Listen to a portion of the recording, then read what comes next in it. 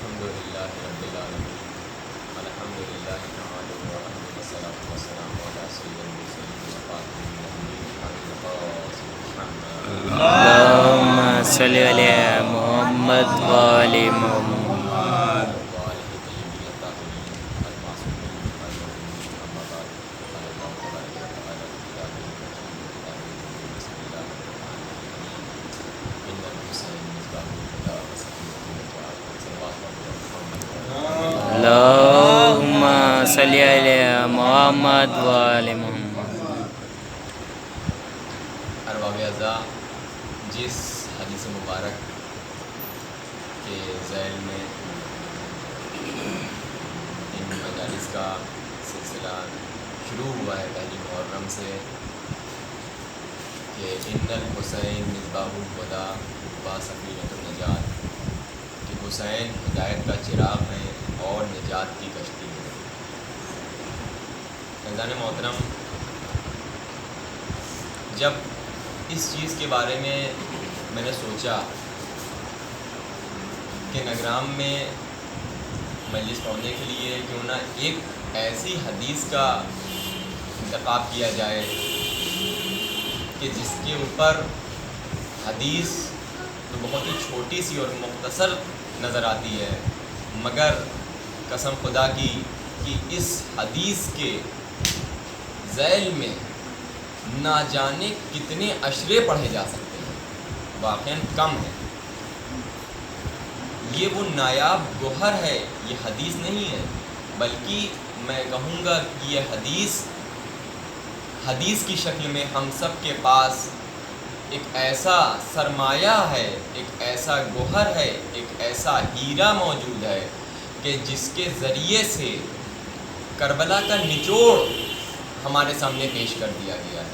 یعنی امام حسین علیہ الصلوۃ والسلام، یعنی ہمارا وہ امام کہ 12 اماموں میں جس امام سے سب سے زیادہ ہماری وابستگی ہے، 12 اماموں میں جس امام کی سب سے زیادہ معرفت ہے. بھئی 12 اماموں میں سب سے زیادہ اگر کسی امام کو ہم پہچانتے ہیں تو وہ امام حسین علیہ الصلوۃ والسلام کو پہچانتے ہیں. تو یہ امام حسین علیہ السلام کی زندگی کا نچوڑ اس حدیث میں ملتا ہے. یعنی امام حسین علیہ السلام کی شخصیت کے اوپر اگر کوئی اسکالر آ کے کوئی ریسرچ کرتا ہے تو وہ ساری زندگی کی اس کی ریسرچ جو ہے وہ ایک طرف نظر آئے گی، اور ایک حدیث جو ہے وہ آپ اس کے دوسرے ترازو کے پلے میں رکھ دیجئے تو وہ اس کے ایک طرف نظر آئے گی کہ حسین ہدایت کا چراغ ہے اور نجات کی کشتی ہے. ایک صلوات پڑھ دے بر محمد. اللهم صل على محمد وآل محمد. بس ایک نقطہ اسی حدیث کے ذیل میں وہ یہ کہ امام حسین علیہ الصلوۃ والسلام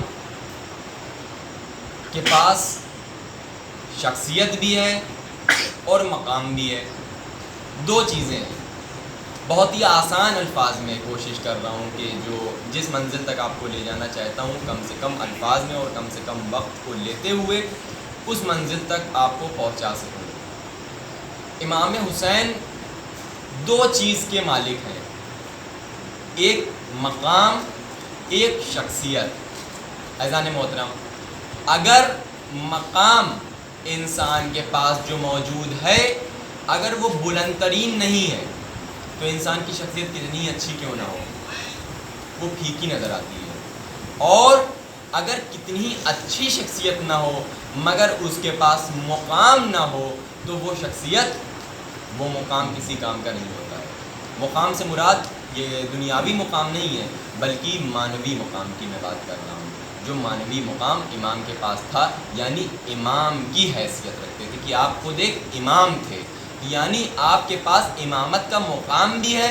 اور آپ کے پاس ایک ایسی شخصیت بھی ہے. شخصیت سے مراد یعنی وہ کردار جو آپ نے امام کی حیثیت سے پیش کیا ہے. ہر امام کا ایک الگ کردار ہوتا ہے، ہر امام کا ایک الگ شخصیت ہوتی ہے، مقام سب کے پاس موجود تھا، یعنی جو 12 اماموں کا جو سلسلہ پہلے امام سے لے کے آخری امام تک چلا ہے، یہ مقام جو ہے وہ سب کا ایک برابر ہے، یعنی سارے کے سارے یہ امام ہیں۔ یعنی مقام تو ہمیں ہر امام کے پاس نظر آتا ہے، مگر امام حسین علیہ السلام نے ایک ایسی نمایاں شخصیت اپنی پیش کری ہے کہ جو تمام اماموں میں سب سے جدا پیش کری ہے۔ ایک صلوات پڑھ دے بر محمد اللہم صلی علی محمد و آل محمد۔ اور یہی وجہ ہے، آپ دیکھیے یہی وجہ ہے شخصیت کے اوپر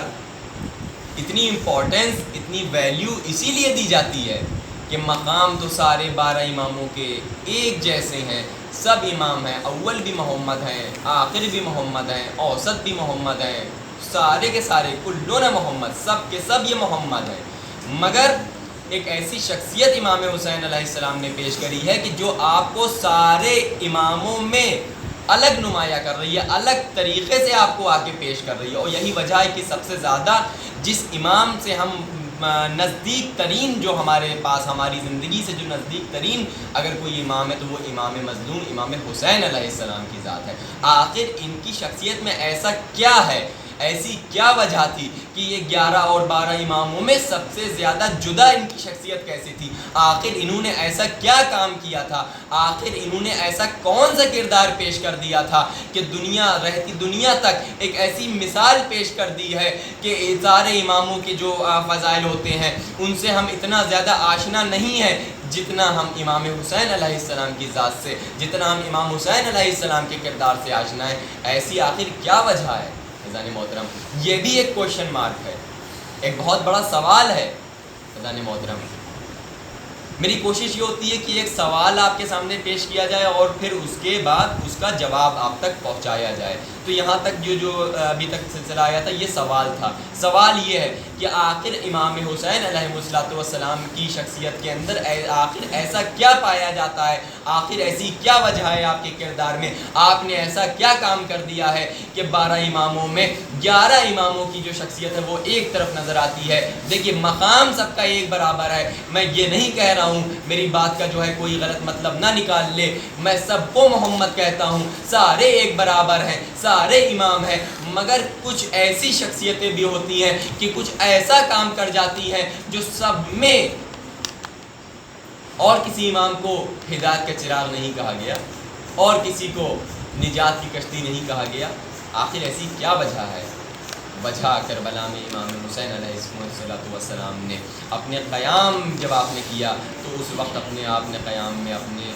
یہ بات بتا دی کہ میرا قیام کا مقصد کیا ہے۔ دیکھو تم کیسا بھی تمہارے اوپر وقت کیوں نہ آ جائے، کیسا بھی جو ہے ماحول تمہارے آزو بازو جو تمہارے ارد گرد جو ماحول بن رہا ہے وہ کیسا بھی ماحول کیوں نہ ہو جائے، مگر دیکھو تمہیں زندگی جینے کے لیے تمہیں کچھ اصول چاہیے۔ تمہیں زندگی جینے کے لیے اگر تم چاہتے ہو کہ تم ذلت سے دور رہ سکو، اگر تم چاہتے ہو کہ تم عزت کی زندگی جینا چاہتے ہو، تو کچھ ایسے اصول ہیں، کچھ ایسے گوہر ہیں کہ جن کو تم کو اپنی زندگی میں شامل کرنا پڑے گا۔ اگر تم چاہتے ہو کہ تم عزت کے ساتھ زندگی گزارو، اگر تم چاہتے ہو کہ تمہارا سر ہمیشہ بلند رہے، تو تمہیں حسین کے در پہ آنا پڑے گا، اور جب تم حسین کے در پہ آ جاؤ گے تو تمہیں زندگی جینے کا طریقہ بھی مل جائے گا اور ذلت سے دور رہنے کا طریقہ بھی مل جائے گا۔ ایک صلوات پڑھ دے پر محمد اللہم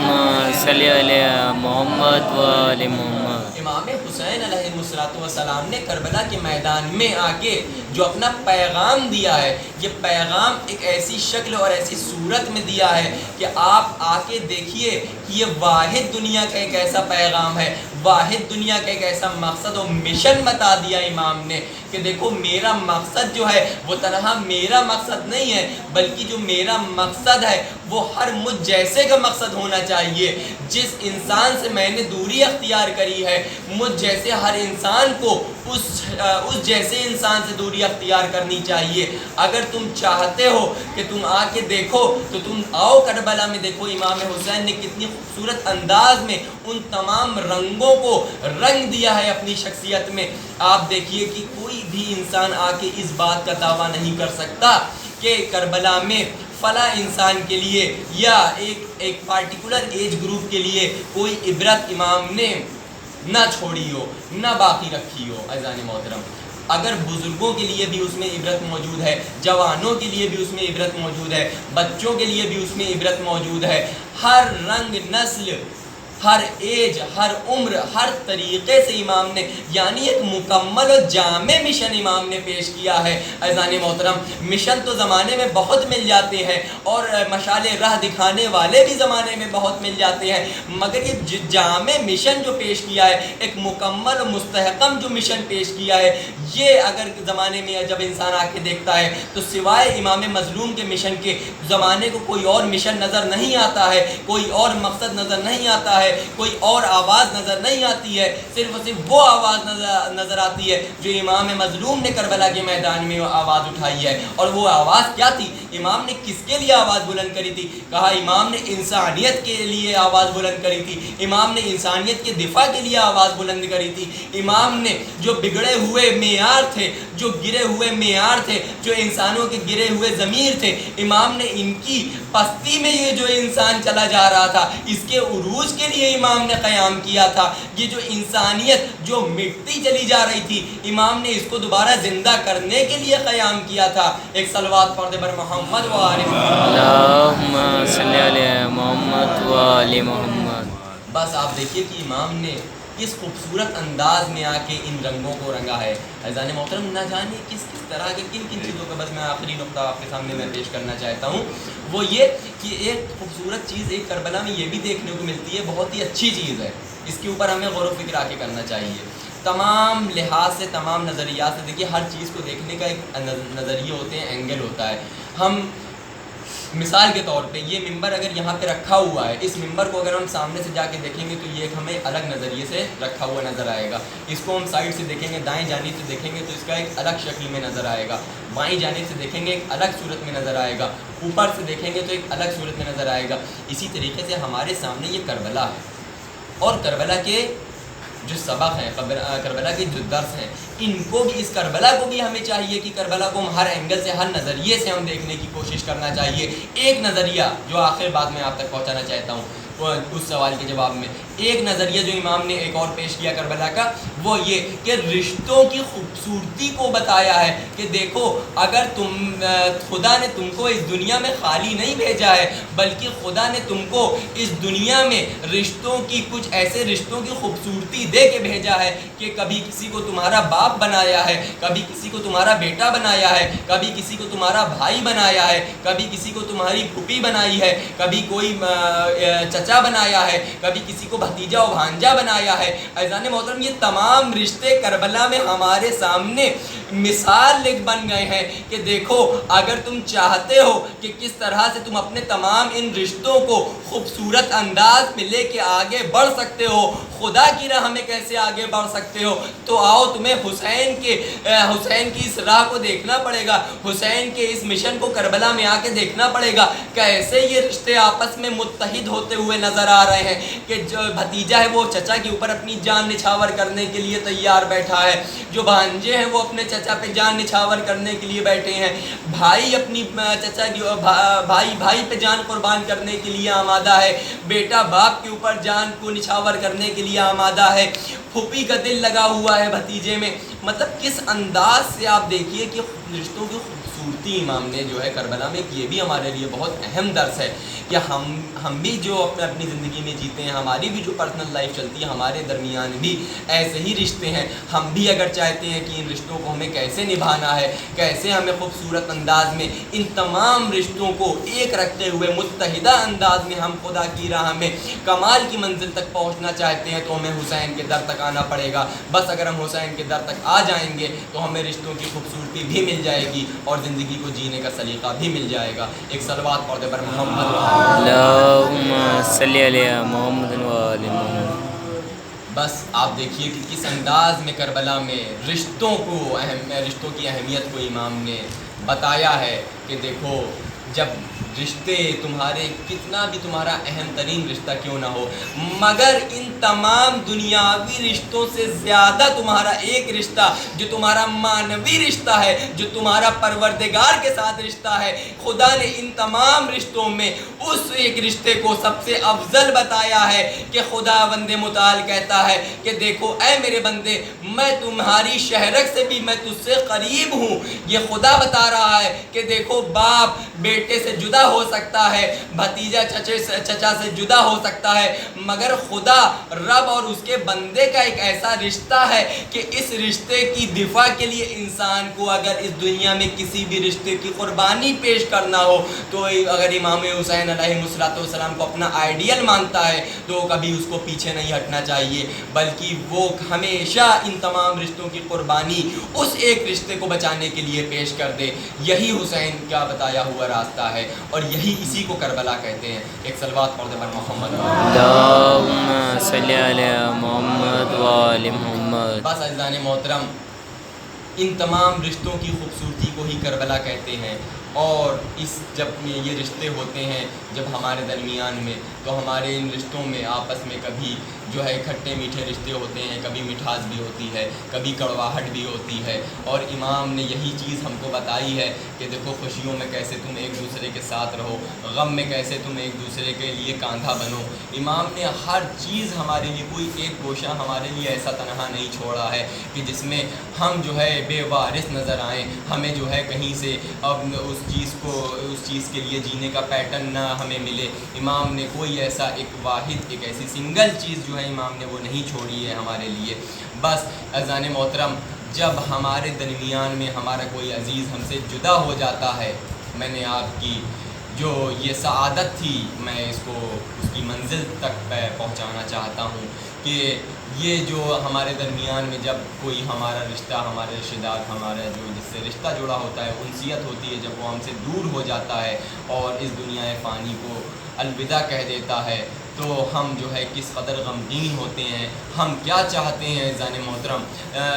ایمان سے بتائیے گا، اپنے دل کے اوپر ہاتھ رکھ کے، بس اپنے دل کے اوپر ہاتھ رکھ کے بتائیے گا کہ اگر ایک بار میں آپ سے سوال کرنا چاہتا ہوں کہ اگر ایک بیٹا ایسا ہو کہ جس کے باپ کا جو ہے انتقال ہو گیا ہو، باپ کی موت ہو گئی ہو، اور وہ بیٹا پھر کیا چاہے گا؟ وہ اس بیٹے کے اندر یہ کیسی کیفیت ہوتی ہے کہ اب زمانہ آئے، اب جو میرے رشتہ دار ہیں وہ آئیں گے، اب وہ مجھے تسلی پیش کریں گے، تعزیت پیش کریں گے، گلے لگائیں گے، مگر ہاں کربلا میں ایک ایسا رشتہ بھی دیکھنے کو ملتا ہے کہ یہ رشتہ جو ہے یہ بھی باپ اور بیٹے کا رشتہ تھا۔ ہاں، امام حسین کو قتل تو کر دیا گیا، مگر عزیزان محترم، میں آپ کے سامنے چوتھے امام زین العابدین علیہ السلام کا ایک واقعہ نقل کرنا چاہتا ہوں۔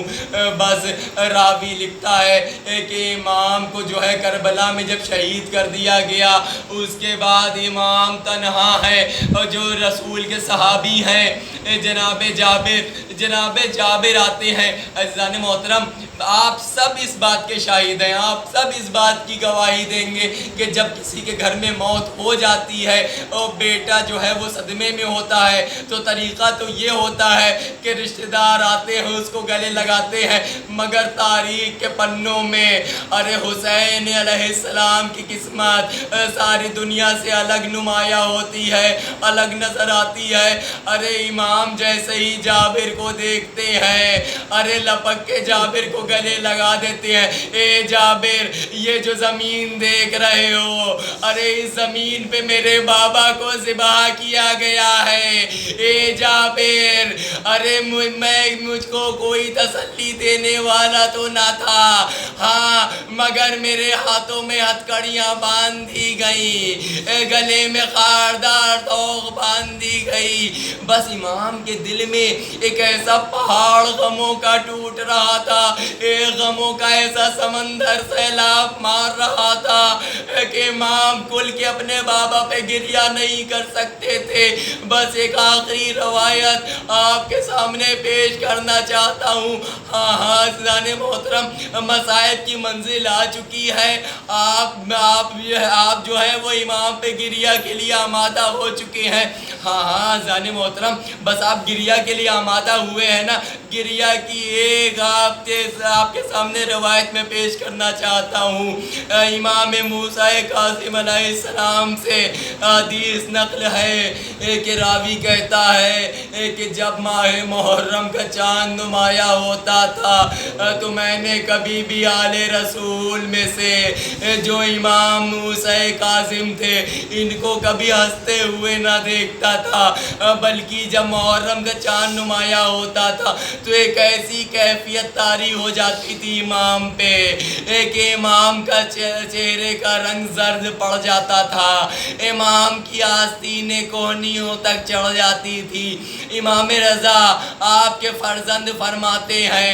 کہ جب کربلا کا مہینہ آتا تھا تو امام پہ میرے جد حسین کے اوپر اس قدر مصائب ٹوٹے، اس قدر گریہ ہوا، اس قدر رنج ہوا کہ جب اپنے میں جد اپنے آقا اپنے دادا حسین پہ جب میں گریہ کرتا ہوں تو میری آنکھیں زخمی ہو جاتی ہیں۔ میں کہوں گا اے میرے مولا ہمارا لاکھوں سلام ہو آپ کے جد حسین غریب پہ، ارے جس جد پہ آپ گریہ کرتے ہیں آپ کی آنکھیں زخمی ہو جاتی ہیں، آپ کے اسی جد کا یہ ماتم منانے کے لیے ہم نے بھی یہ فرش کا اہتمام کیا ہے۔ ارے دو آنسو ہماری بھی آنکھوں سے اشک بار ہو گئی ہے۔ میں کہوں گا اے میرے مولا ارے بس اتنی سی سفارش کر دیجئے گا کہ یہ آپ کے جو چاہنے والے اس فرش پہ آ کے بیٹھے ہیں، ارے ان کی آنکھوں سے نکلنے والے ان آنسوؤں کو اپنی بارگاہ میں قبول کر لیجئے گا۔ ارے ان عزاداروں کو کسی کا آسرا نہیں ہے، ہر طرح کی پابندیاں ہیں ان کے اوپر، مگر انہوں نے آپ کے جد کا فرش بچھایا ہے، اس عزا کا اہتمام کیا ہے۔ ارے جتنا رویا جائے وہ کم ہوگا، ہم وہ حق ادا نہیں کر سکتے۔ اللہ لعنت اللہ علی قوم الظالمین۔ ویسے